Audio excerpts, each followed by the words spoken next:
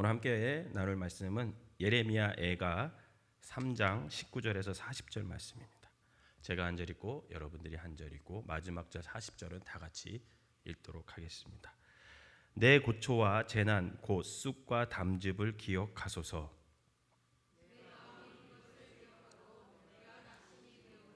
이것을 내가 내 마음에 담아두었더니 그것이 오히려 나의 소망이 되었사옴은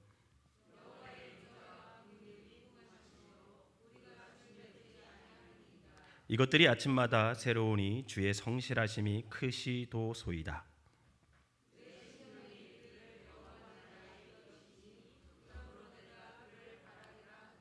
기다리는 자들에게나 구하는 영혼들에게 여호와는 선하시도다.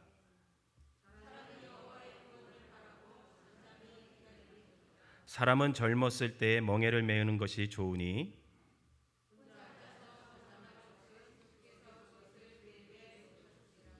그대의 입을 땅에 티끌에 댈지어다. 혹시 소망이 있을지로다.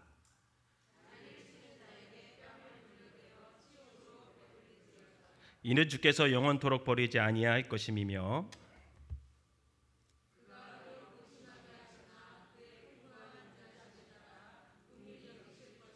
주께서 인생으로 고생하게 하시며 근심하게 하심은 본심이 아니시로다. 지존자의 얼굴 앞에서 사람의 재판을 굽게 하는 것과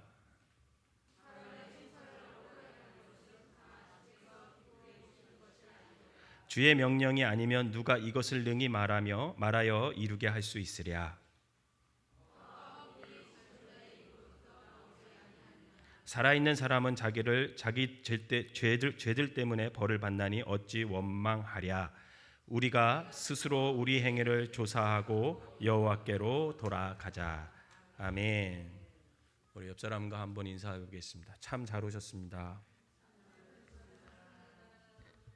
여러분, 요즘에 교회 오기가 쉽지 않은데 이렇게 오신 거 참 잘 오신 겁니다. 다시 한번 정말 잘 오셨습니다. 한번 인사합시다.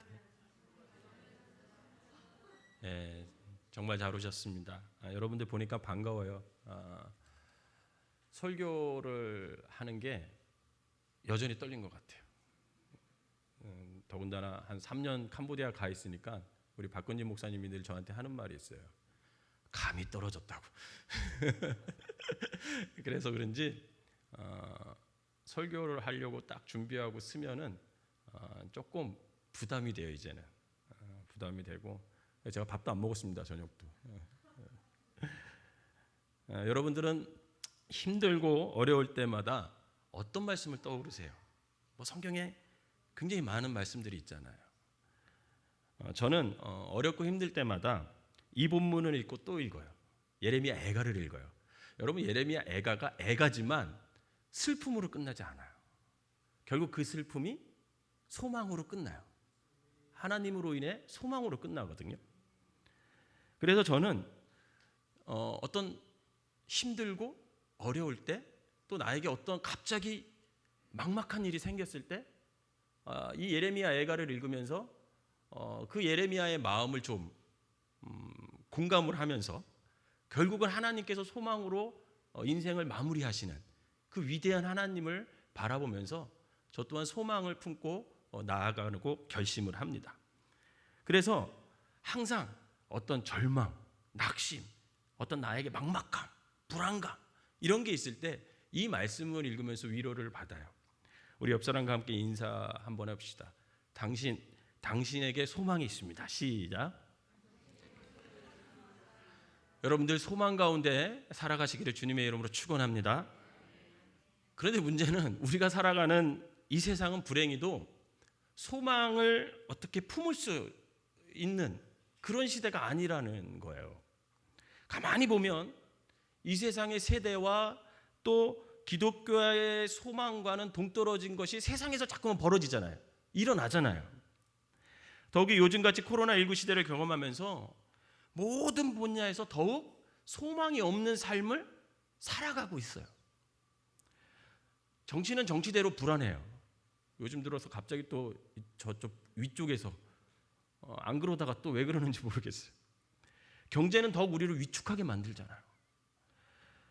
교회와 선교도 모든 사람들이 말하기를 앞으로 더 어려워질 거다. 교회는 교회대로 목회하기가 더 어려울 거고 선교는 선교하는 대로 더 힘들어질 거다. 이렇게 얘기를 해요. 거기다가 이 코로나19가요, 사람과의 관계도 단절시켰잖아요. 여러분 속회로 모이다가 못 모이니까 얼마나 힘들어요. 만나서 얘기하고 싶고, 만나서 함께 기도하고 싶고, 만나서 함께 밥을 먹고 싶지만 이 관계가 단절되는 그런 시대를 지금 우리가 살아가고 있습니다. 그러니 더욱 사람들은 뭐라고 얘기하면 소망이 없어, 불안해, 앞으로 이게 언제 끝날지도 몰라, 이렇게 살아가고 있어요. 이곳저곳에서 함슨 소리만 자꾸만 크게 들립니다. 믿지 않는 사람들이건 믿는 우리 그리스도인들이건 모두 불안한 가운데 이 코로나19 시대를 우리가 살아가고 있어요. 어제 뉴스를 보니까 여러분들 국가지원금 받으셨죠? 국가지원금을 받았던 모든 국민들이 이제 그 지원금을 거의 다 사용했대요. 거의 다 사용해 가고 있대요. 실제적으로 우리 가까이에 있는 마천시장 있잖아요. 마천시장이 3주 동안은 손님들이 부쩍부쩍 했대요. 근데 지난주부터 다시 발걸음이 뚝 끊겼대요, 사람들이. 그래서 상인들은 더욱 불안하고 이제 더위가 밀려오면 누가 재래시장 오겠어요. 그러니까 불안한 감에 소망 없이 그렇게 사는 거예요. 고3 수험생들과 모든 학생들 그리고 모든 부모님들은 불안하게 계약을 시작했잖아요. 그런데 문제는 뭐냐면 언제 락다운 될지 또 모르는 거예요. 그래서 불안감으로 하루하루를 살아갑니다. 그러니 그 학교와 관계된 모든 사람들도 지금 살얼음판을 걷는 듯한 그렇게 위험하게 지금 살아가고 있어요. 우리 교회에도 학교와 관계대해서 일하시는 분들이 있잖아요. 얘기해 보니까 작년 대비 20%밖에 매출이 안 된대요. 심지어는 학교와 그 현장 실습 이거 하는 데는 완전히 지금 문을 닫고 있는 상태잖아요. 주일날 부동산과 관계되는 그 권사님과 잠시 얘기를 나누는데 많은 중개업소가 사라지고 있대요. 거래가 뚝 끊겼대요. 그래서 한 달에 한 건도 못 한대. 그러면서 뭐라고 말씀하시면 그냥 버티고 있대요. 버티고. 그런 말을 들으면 참 마음이 무거워요. 지금 우리는 힘들지 않는 분야, 힘들지 않은 사람들이 없는 그런 세상에서 우리가 지금 살아가고 있습니다. 저 또한 캄보디아를 가야 되거든요. 근데 들어가기가 점점 어려워지는 거예요. 여러분 캄보디아 가기 위해서는 코로나 검사를 한국에서 입국 72시간 전에 해야 돼. 그리고 안전하다는 음성 판정을 받는 서류를 띄어서 가잖아요. 그럼 도착하면 또 코로나 검사를 또 해.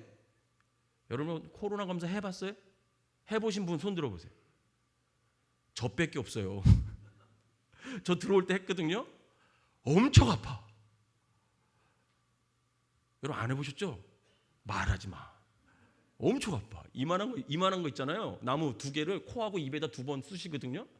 근데 그분이 뭐라 그러는지 아세요? 저한테 이걸 이렇게 보여줘요. 그러면서 뭐라 하냐면 저기 선생님 이게 이제 코로 들어갈 건데 이게 거의 3분의 2 이상이 들어가요. 그러면 안 아프다고 말하지 못하겠죠? 이렇게 말하면서 쑤시는데요. 와 정말 아프더라고요. 근데 한국에서 해야 되고 가자마자 또 해야 돼. 근데 한국 거는 이렇게 잘 쉬어져 그나마. 근데 캄보디아 거는 나무야. 그게 얼마나 아프겠어요. 그것만이 아니죠. 보험도 들어야 돼요. 거기다가 같이 탄 비행기 안에 확진자가 있잖아요. 그러면 강제로 14일간 격리돼야 돼요. 강제 격리돼야 돼요. 근데 그 비용을 모두 자가 부담해야 돼. 자기가. 내가 부담해야 돼. 그래서 입국할 때요. 지난주부터 어떻게 됐는지 아세요? 1인당 디파짓에 3,000불을 내고 입국할 수 있어요. 우리 4인 가족이야. 3, 4, 12, 12,000불. 제가 환율도 계산해 봤거든요. 1,450만 원 정도 되더라고요. 우리 4명이 가려면 지금 당장 필요한 돈이 1,450만 원이야. 그러니 들어갈 수가 없잖아요. 그러니 현실은 들어가서 계속 사역을 해야 하고 제 마음도 들어가서 사역을 감당하고 싶은데 환경은 그렇게 하지 못하고 자꾸만 바뀌니까 제 마음이 불안하겠어요? 안 불안하겠어요? 불안하죠. 그러니까 저한테 눈치 주면 안 돼. 왜 안 가냐고 물어보지도 마. 때 되면 갈 거야. 오늘 본문에서 예레미야는 소망을 잃고 살아갑니다. 18절 한번 읽어볼까요? 이렇게 얘기해요. 시작. 스스로 이르기를 나의 힘과 여호와께 대한 내 소망이 끊어졌다 하였도다. 예레미야는 이제 살아갈 힘도 하나님에 대한 소망도 없인 그런 처지에 놓였다 이렇게 생각하는 거예요. 여러분 오늘 예레미야가 3장 2절에 보면요, 자신의 앞길에 어둠만이 가득해. 어둠만이 있대. 또 그가 4절에서는 살과 가죽을 쇠하게 하고 뼈까지 꺾였대요. 그렇게 고백해. 그 상황이 얼마나 참담하고 소망이 없으면 그렇게 고백해. 그리고 계속해서 뭐라고 말하냐면 소망이 없는 자신의 처지를 계속 이야기해요. 우리 3장 8절에서 17절 한번 한 목소리로 같이 읽어볼까요? 시작. 내가 부르짖어 도움을 구하나 내 기도를 물리치시며 다듬은 돌을 쌓아 내 길을 막으사 내 첩경을 굽게 하셨도다. 저는 내게 대하여 엎드리어 기다리는 곰과 은밀한 곳의 사자 같으사 나의 길로 치우치게 하시며 내 몸을 찢으시며 나로 적막하게 하셨도다. 활을 당기고 나로 관역을 삼으시며 전동의 살로 내 허리를 맞추셨도다. 나는 내 모든 백성에게 조롱거리 곧 종일토록 그들의 노랫거리가 되었도다. 나를 쓴 것으로 배불리우시고 쑥으로 취하게 하셨으며 조약돌로 내 이를 꺾으시고 재로 나를 덮으셨도다. 주께서 내 심령으로 평강을 멀리 떠나게 하시니 내가 복을 잊어버렸으며. 아멘. 이렇게 고백하는 거예요. 예레미야가 고백하는 이러한 소망이 없는 자신의 처지를 두 가지로 요약할 수 있거든요. 첫 번째는 뭐냐면요, 내가 하나님께 부르짖어 기도한다는 거예요. 기도 안 하는 게 아니라니까. 기도한다니까. 기도로 도움을 구하긴 구하는데 하나님이 그 기도를 물리치신다라는 거예요. 그러니 소망이 없는 거죠. 여러분 한번 생각해 보세요.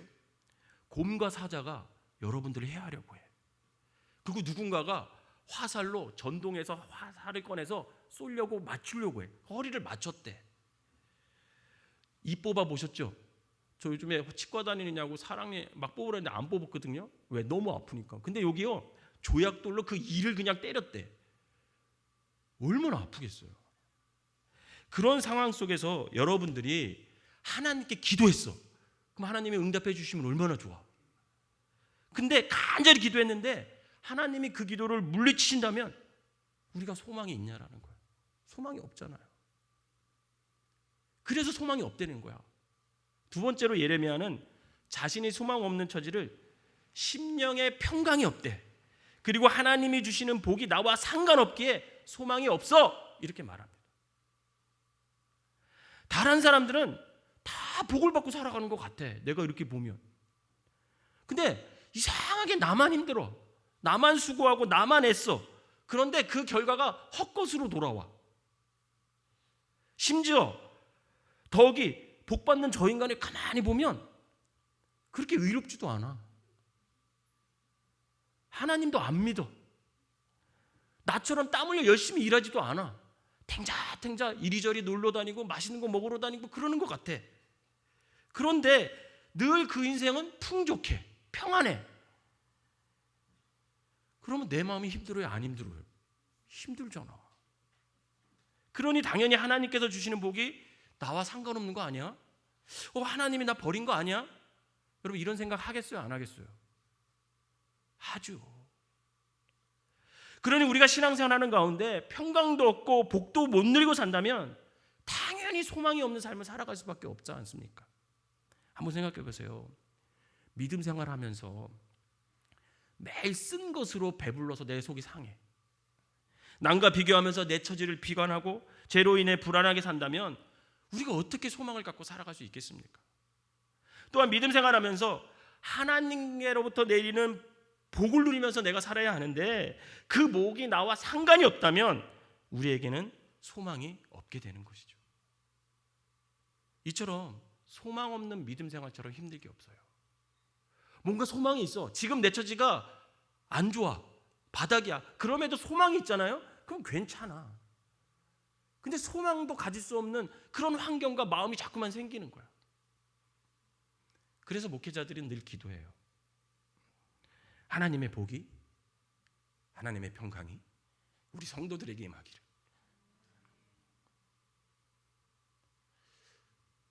성도들이 힘들어하는 걸 보면은 마음이 참 안 좋아요.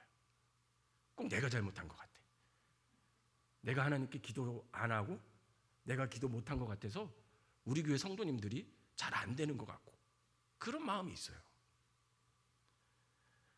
이 코로나19 시대를 살아가는 생명나무교회 모든 성도들에게 평강이 있기를, 기쁨이 있기를, 하나님의 복이 임하기를 축원합니다. 그런데 예레미야는 이러한 소망이 없는 상태에서 머물지 않아요. 18절을 우리가 읽어볼까요? 18절 한번 읽어봅시다. 시작. 스스로 이르기를 나의 힘과 여호와께 대한 나의 소망이 끊어졌도다. 여러분 여기서 중요한 게 뭔지 아세요? 이 말씀에서 스스로 이르기를. 즉 예레미야 혼자 자기가 생각하기에 소망이 없는 것 같은 거야. 하나님이 나의 기도를 물리치시는 것 같았고 평강도 없고 죄와 더불어 늘 살아가는 소망이 없는 삶을 지금 자기가 살아가는 줄 알고 스스로 생각하기를. 여러분 우리도 마찬가지 아니에요? 혼자 생각하고 혼자 다 결론 내잖아. 그리고 좋은 쪽이면 괜찮은데 꼭 이상하게 부정적으로 결론을 맺어. 그래서 나만 불행하고 나만 가난하고 나만 외롭고 나만 취직 못하고 나만 인생이 꼬인다 이렇게 생각해. 그리고 혼자 스스로 단정해. 아, 나는 소망이 없는 불행한 사람이구나. 나는 뒤로 넘어져도 코가 깨지는 사람이구나. 그리고 세상에서 가장 불행한 사람이 나이고 세상에서 가장 사연 많은 사람이 난 줄 그렇게 착각하고 살아. 그러나 사랑하는 성도 여러분, 제발 거기서 머물면 안 된다라는 거예요. 예레미야도 소망이 없다고 스스로 생각했어. 스스로. 그러나 그는 다시금 성실하신 하나님을 바라봐요. 그 소망이 없는 상황 속에서 오히려 소망이 있는 하나님을 바라보면서 뭐라고 고백하냐면 21절 이렇게 고백합니다. 한번 읽어봅시다. 시작. 중심에 회상한 즉 오히려 소망이 있사오면. 다시 한번 21절 시작. 중심에 회상한 즉 오히려 소망이 있사오면. 3장 21절이에요. 중심에 회상한 즉 오히려 소망이 있대. 예레미야가. 스스로 생각하기에는 소망이 없었는데 하나님께서 내 마음속에 주시는 중심을 딱 들여다보니까 어떠냐? 하나님이 저를 긍휼히 여기시는 거예요. 여러분들을 긍휼히 여기심을 믿으시길 바랍니다. 그리고 가만히 계시는 게 아니라 자비를 베풀어 주신대요. 소망이 없는 것 같은 오늘도 하나님께서는 우리를 향하신 하나님의 놀라운 계획을 성실히 수행하고 있음을 예레미야는 발견할 수 있었습니다. 여러분 이 발견이 여러분들에게도 있어지시기를 축원합니다. 코로나19 시대에도 하나님은 우리를 향해 시선을 고정하시고 우리의 신음을 들으시고 일하시고 계심을 믿으시기를 바랍니다. 비록 지금 우리 가운데 소망이 없는 삶을 살아간다 할지라도 하나님께서는 저와 여러분들을 긍휼히 여기시고 자비를 베푸시고 우리의 앞길을 소망 있는 삶으로 성실히 이끌어 가실 거라는 거예요. 적어도 저는 이 믿음이 있어요. 여러분들에도 있어지기를 주님의 이름으로 축원합니다. 33절을 한번 읽어볼까요? 33절 시작. 주께서 인생으로 고생하며 근심하게 하심이 본심이 아니라. 하나님은 그런 분이 아니야. 하나님의 뜻은 우리를 고생하고 근심하게 하고 소망이 없는 삶으로 살아가는 것이 아니라 하나님의 본심은 어떻게 해요? 우리를 평강으로 기쁨으로 소망 가운데 살기를 원하시는 거예요. 로마서 15장 13절 읽어봅시다. 시작. 소망의 하나님이 모든 기쁨과 평강을 믿음 안에서 너희에게 충만케 하사 성령의 능력으로 소망이 넘치게 하시기를 원하노라. 아멘. 믿으시길 바랍니다. 즉 하나님께서 원하시는 것은 우리가 하나님 안에서 기쁨과 평강이 충만해서 비록 절망 가운 그 순간에도 소망을 갖고 살아가시기를 바라고 계신다는. 그러면 우리가 소망의 삶을 살기 위해서 어떻게 해야 될까? 오늘 본문에 두 가지를 얘기해요. 많은 건 얘기하는 게 아니라 딱 두 가지. 첫 번째는 뭐냐면 소망의 삶을 살기 위해서는 기다려 좀 이렇게 얘기하세요. 우리가 지금 소망이 없는 삶을 산다 할지라도 반드시 하나님은 우리를 소망 가운데 즐거워하는 삶으로 인도하실 걸 믿고 기다리는 믿음이 우리에게 있어야 된다는 거예요. 기다린다는 것을 다른 말로 표현하잖아요. 그럼 견딘다라는 거예요. 견딘다. 25절 26절 읽어볼까요? 시작. 무릇 사람이 애가 시작. 기다리는 자에게나 구하는 영혼들에게 여호와는 선하시도다. 사람이 여호와의 구원을 바라고 잠잠히 기다림이 좋도다. 아멘. 하나님은 기다리는 자에게 선을 베푸심을 믿으시길 바랍니다. 하나님은 견디는 자에게 구원의 기쁨을 허락하실 줄 믿으시기를 바랍니다. 주일 저녁에 목사님과 캄보디아 상황에 대한 이런저런 얘기를 하는데 목사님께서 그런 말씀을 해주세요. 지금은 뭘 할 때가 아니다. 견뎌야 할 때다. 이렇게 말씀해 주시는 거예요. 사랑하는 성도 여러분, 우리가 소망이 없는 코로나19의 시대를 살아가면서 불안해하고 절망하고 그럴 것이 아니라 우리가 인내하고 견디고 기다리고 하나님을 바라보면서 나아간다면 하나님께서는 그 흑암 속에서 밝은 빛으로 우리를 인도해 주실 것이고 우리의 살과 가죽과 뼈를 튼튼히 해줄 것이고 담증과 수고의 인생을 기쁨과 평강에 있는 소망의 삶으로 인도해 줄 것을 믿으시기를 바랍니다. 그래서 우리가 아는 찬양에 이런 거 있잖아요. 주님의 시간에 주의 뜻이로 우리 같이 합시다. 제가 눈물이 날 것 같아. 같이 합시다. 칠 줄 알아요? 라이브로 합시다. 라이브로 그러면. 주님의 시간에 주의 뜻 이루어지기 기다려 하루하루 살 동안 주님 인도하시리 주 뜻 이룰 때까지 기다려. 여러분 기다리는 게 쉽지 않아요. 견디는 게 쉽지 않아요. 근데 그게 우리가 할 일이래. 그럼 어떻게 해요? 기다려야지. 견뎌야지. 그거라도 해야 돼요. 여러분 기다리는 것이 믿음임을 믿으시길 바랍니다. 견디는 것이 힘이에요. 우리가 소망이 없는 삶을 살지라도 하나님의 뜻이 분명히 우리를 통해 이루어진다는 그 소망의 날을 기다리는 믿음이 저와 여러분들에게 있다면 우리는 하나님의 성실하심과 선하심을 아침마다 체험할 수 있다라는 거예요. 여러분 한번 따라합시다. 기다릴 줄 아는 신앙이 진짜 신앙이다. 시작. 견디는 사람이 승자다. 여러분 제가 초등학교 5학년 때 단체 기업을 받았어. 여러분 초등학교 5학년의 단체 기업 우리 어렸을 때 많이 받았거든요. 근데 내가 잘못해서 받은 게 아니야. 그래서 다 어떻게 됐냐면 책상 위에 무릎 꿇고 올라가래. 선생님이 앞으로 나란히 하고 있으라는 거야. 내가 잘못한 거 아니거든요. 여러분 코로나19가 여러분들이 잘못했어요? 아니야. 근데 우리가 같은 고통을 겪잖아요. 하나님의 섭리 안에 있는 거예요. 그런데 제가 그 벌을 받으면서 그 60 몇 명 되는 애들한테 한 20분 지났는데 애들이 5학년이 그거 받겠어요, 여러분? 무릎 꿇고 요즘 5학년 보고 이거 해보라 그래요. 5분도 안 지나서 어떻게 해요? 다 난리 나죠. 근데 제가 20분이 지났는데도 땀을 뻘뻘 흘리면서 한 번도 움직이지 않았어요. 유일하게 나하고 지금도 아니지만 송광식이라는 애만. 담임 선생님이 딱 보더니 뭐라 그랬는지 아세요? 20분 딱 지났는데 원규하고 광식이만 내려오고 나머지는 계속 들고 있어 이랬어요. 여러분 우리가 소망이 없을 때 하나님께 부르짖어 기도하는 후에 기다릴 줄 알아야 돼. 잘 견디잖아요. 그러면 그게 빨리 끝날 수도 있어. 견딜 줄 알아야 해요. 너무 성급히 응답이 없다고 낭망할 필요가 없습니다. 조급하게 생각할 것도 아니에요. 하나님은 우리로 하여금 소망 가운데 살기 원하시기에 여러분들이 소망이 없을 때 소망을 품고 기도하는 모든 것들은 하나님의 때에 가장 적절한 때에 응답하실 줄 믿으시기를 바랍니다. 그래서 저도 언젠가 캄보디아로 가겠지 생각하면서 기도하면서 기대하고 기다리면서 지금 견디고 있는 겁니다. 분명한 것은 하나님께서 어떻게 기가 막히게 인도하실지 기대가 돼요. 그러니까 소망을 품을 수 있는 겁니다. 바라기는 여러분들이 소망이 없는 이 코로나19 상황 속에서도 하나님의 도우심을 기다리는 믿음을 품어서 날마다 소망의 삶으로 나아가시기를 주님의 이름으로 축원합니다.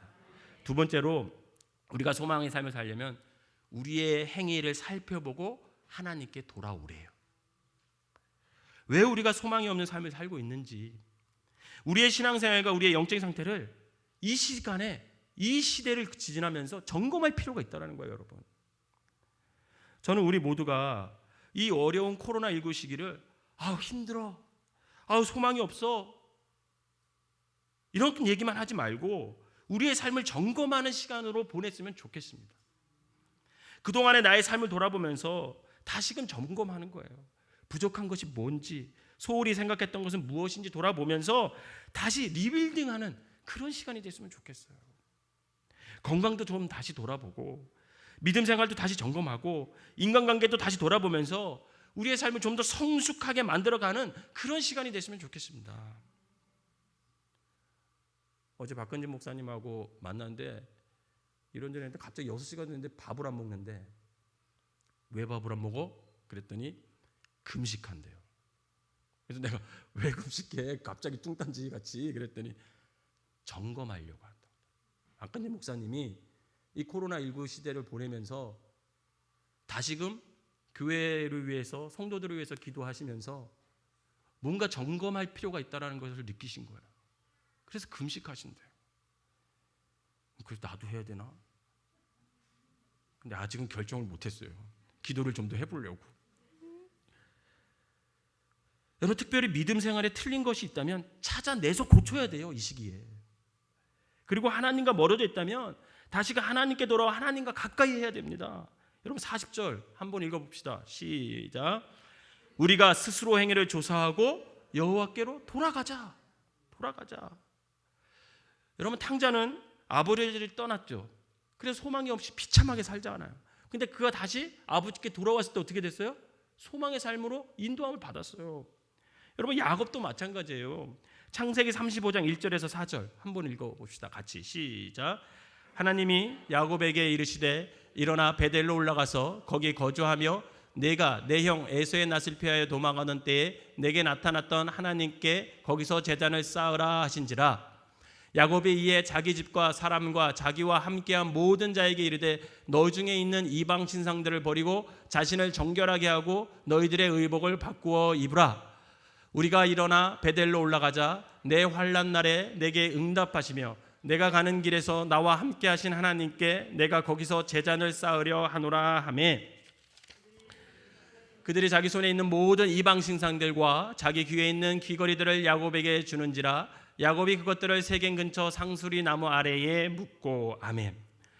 지금 저 야곱이 세겜 사람들에게 죽음의 위기에 놓였어요. 그러니까 불안한 거야. 소망이 끊긴 거야. 내일 죽을 것 같아, 그들한테. 그랬더니 어떻게 합니까? 야곱에게 하나님은 그들로 하여금 그들이 그동안 엉망으로 했던 신앙생활을 좀 바로 하라, 바로 좀 세워라, 이렇게 얘기하시는 거예요. 그래서 야곱은 그동안 옳지 못했던 신앙생활을 점검하면서 이방 신상을 다 버려요. 그리고 정결한 옷으로 갈아입어요. 그리고 처음 하나님과 만났던 베델로 올라갑니다. 첫 신앙을 회복하는 거죠. 그때 하나님은 죽음의 그늘에 놓여있는 그 소망이 없는 야곱과 그의 가족들을 어떻게 하십니까? 소망의 베델로 인도해 주시는 거예요. 우리도 마찬가지예요. 지난날에 우리가 소망이 없이 살았다면 먼저 하나님 앞에 겸손히 회개해야 됩니다.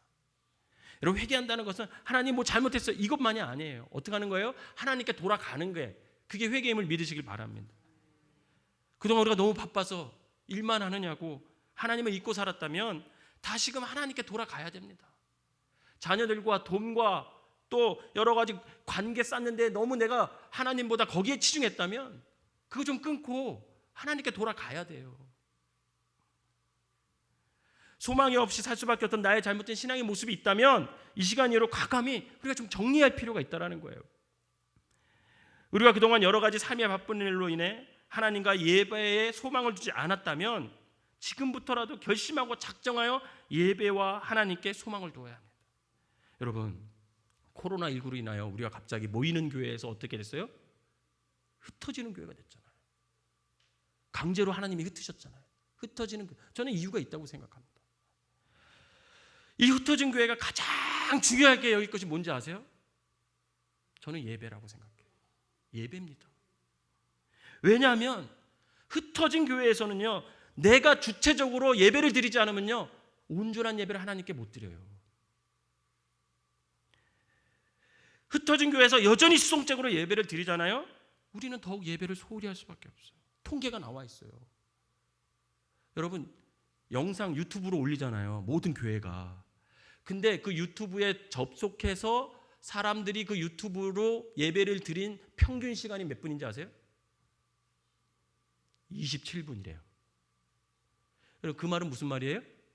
예배에 접속할 때 설교만 들었다는 얘기야.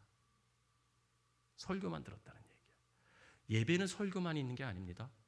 처음부터 찬양으로 하나님께 나아가고, 기도로 하나님께 아뢰고, 그 다음에 설교가 있고, 그 다음 교제가 있고. 여러분, 이게 예배잖아요. 근데 온라인 예배 드리니까 그런 건 다 빼버려. 그 설교만 들어. 여러분, 그건 온전한 예배가 아닙니다. 그러므로 코로나19로 강제로 흩어진 교회에서 우리가 가장 신경 써야 될 게 뭔지 아세요? 예배예요. 예배.